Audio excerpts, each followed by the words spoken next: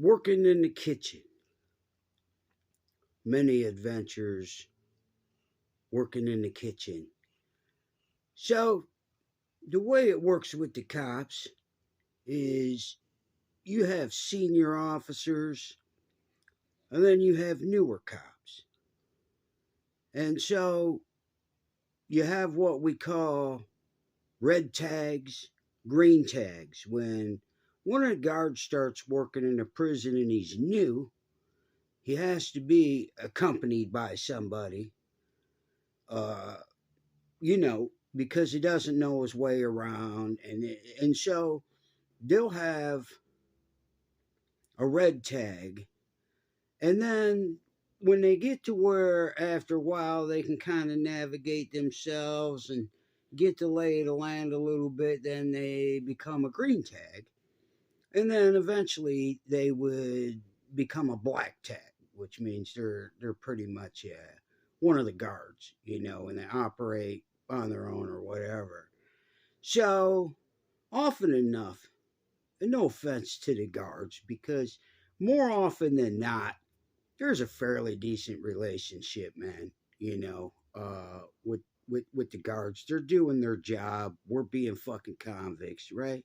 So anyway, there's never a shortage of jokes, probably with the guards too, but often enough with the inmates on the newer guards, the newer hacks, the newer screws. Working in the kitchen one day.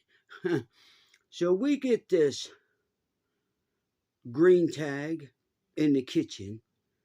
And again, when they're a red tag, they got to be with somebody. And when they're a green tag, they can kind of, the leash is loosened up a little bit so they can get around. By the way, this is Junior. This is my bedtime partner. So, anyway, so the screen tag's working in the kitchen. And the guys get. Now, here's one other thing I want to tell you about the guards. And this happens in most workplaces and with maybe cops, military, or people in businesses and companies and stuff like that, okay? When you're new, you're trying to establish yourself or do some things. You want to make a good impact. You want to make a good impression. So often enough, the newer cops are a little overzealous. We would think, but there's no blame there. I mean, you would do that in a company. Your more senior people are a little bit more relaxed. They know what's expected. They know what to do. But you're newcomers. You're green people. They're coming in, and often enough trying to make. So sometimes there's a problem with the convicts because they're a little overzealous. They're always shaking you down and doing things and stuff like that. So the tit for tat little playing around goes back and forth. So anyway, so this green tag's working in the kitchen. All right. And in the kitchen, this particular day, we're doing a cleanup. A cleanout. Now, excuse me. We got these big cooking kettles, right?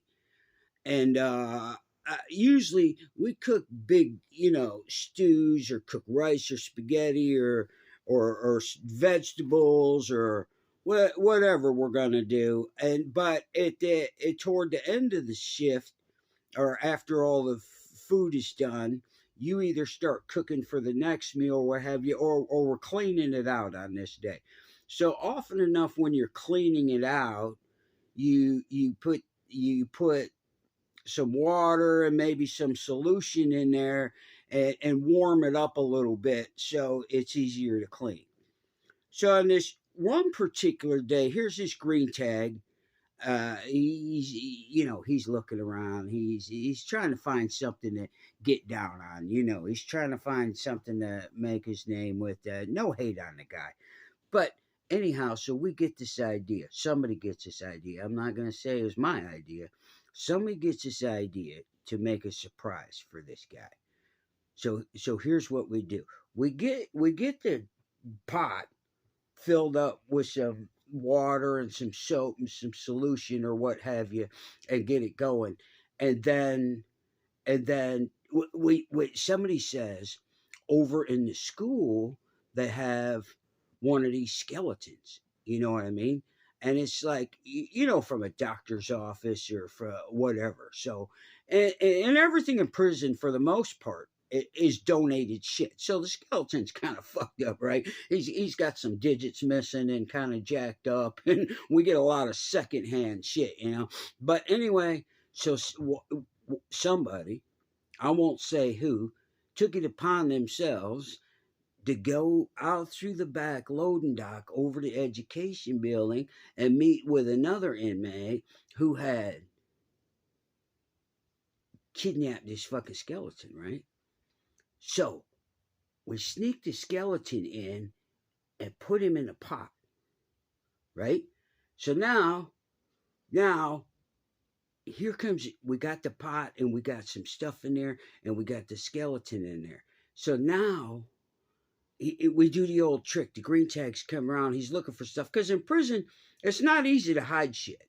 You got to know. The more modern prisons, even the older prisons, have been went over and refined so much and stuff to where it's a big thing to not have a lot of dark corners and hiding places and nooks and crannies and stuff to do stuff. So the way they're set up and designed, everything's pretty visual. So anyway, so every little hiding spot or whatever that's usually out in the open is suspicious.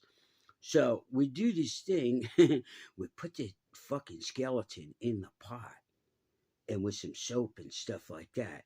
And so when the green tag comes around, we stand around and we act a little suspicious. That's what we do. Like we're like, hello, sir. And, and we're acting suspicious. So right away, it triggers his suspicion, right? And then we're like, we got to go. And we just we're acting really suspicious, like walking out of a Walmart or something like that. And, like you didn't buy nothing, but you're not stealing nothing, but you're trying to overly play it cool. Like, man, I hope they didn't think I stole something because I didn't buy something, right? So we fucking we play like suspicious, and then we're like, we got to go. It's almost count time, right? And we jack out of there, but we stick around. We stick around back by the storage to check out how this all goes down. This fucking cop, he goes in there and he opens the lid, and here's this skeleton, and he fucking loses it, man.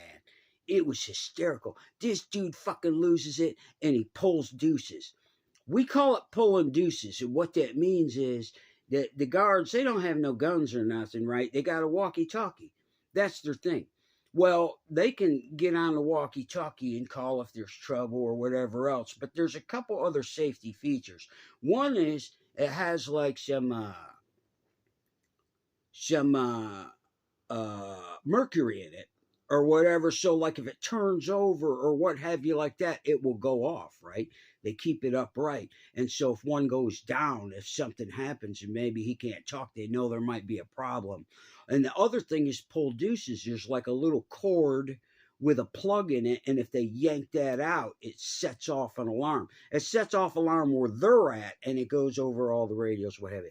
Anyway, this cop goes in there, looks in the fucking thing. He loses it. He fucking pulls deuces, starts screaming, cops running. He said, they done killed somebody, and they got him in the fucking pot. Anyway, that's the story for tonight. And hopefully there'll be some more. Get a good night's sleep, convicts.